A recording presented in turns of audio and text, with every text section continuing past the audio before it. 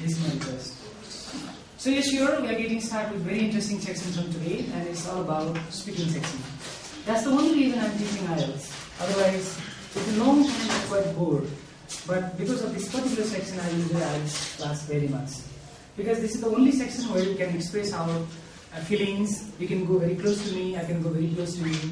We can share our feelings, and we'll have very close environment. I mean, whatever thing you're going to have on the day of test, you will face the same thing over here as well. This is my purpose, but in many cases, students, they avoid to talk. They don't want to talk much.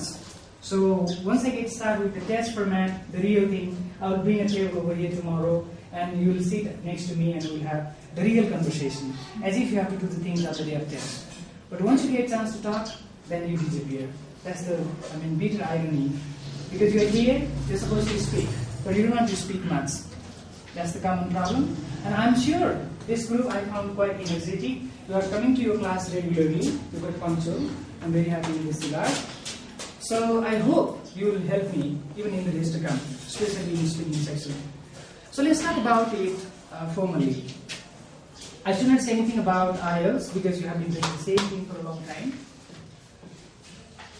Among 4 sections, speaking is the last section. Speaking is the last section, and on the day of test, you will have speaking section only. Because first 3 sections you have to take the other day. First you have to go for written test, we can say so, like first you could have listening, reading and writing section. And after 2 days of your written test, you may be called for speaking section. But be prepared mentally, sometime you may be called even 2 days ago of your written test. So there is no any fixed schedule for that. So sometimes I give this kind of seminar to our abroad going students also. They go abroad for their higher studies, and we are here for the same purpose. And before they attend their interview session, I give the similar class to my students as well. And what I believe is this class is not only important to you for your IELTS examination, at the same time this class could be very, very useful for your visa interview as well, because you can get basic tips for that session as well. So if you ask me about test format, there are 3 different subsections under speaking section. And many students have wrong concept thinking that it's very tough, very difficult. You may assume that for the first time in my life, I'm going to talk to a native speaker, which is very, very tough. And many students, they manipulate, they modulate their tongue on the day of test only. They come up with things rather unnatural. Instead of saying hello, they may say hello, this kind of things, to go very natural. But that's not important for you. What is important is, what they're going to take is not your tongue. They're going to take your overall performance. They're going to evaluate your overall thing. So you should not panic much regarding your tonality, accent. I'm not ignoring, definitely you have to go very close to native speaker, try your best. But that's not the ultimate thing for you. So I was talking about the essence of the examination. So I'm saying that it's not accuracy only, it's not tonality only. They are checking whether you can communicate your things properly or not. That is their matter of concern.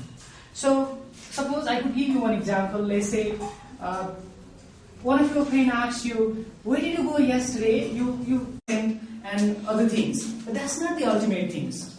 In the name of speaking correctly, you can't speak fluently. Because in most of the cases I can see the same thing, like many students, they can teach tense, they can teach article, they can teach even report speech. But at the time of need, students can't come up with. So be happy, don't get sad. So I was saying that they are not checking your accuracy, they are not checking your tonality and fluency only. At the same time, they are checking whether you can communicate your idea properly or not. So communication is important rather than accuracy. That is my belief, and that's 100% true also. And the main thing they're checking is whether you are confident or not. They're checking your confidence. In many cases, I have found that many students, they were quite close to native speaking in my class. Many students, they could speak English perfectly, but they could not come up with satisfactory score on the day of test. And the other students, they had survival level of English, let's say intermediate level or pre-intermediate level or something like that, but they managed to speak very properly and they got satisfactory score. So this thing also proves that this is not the test of tonality.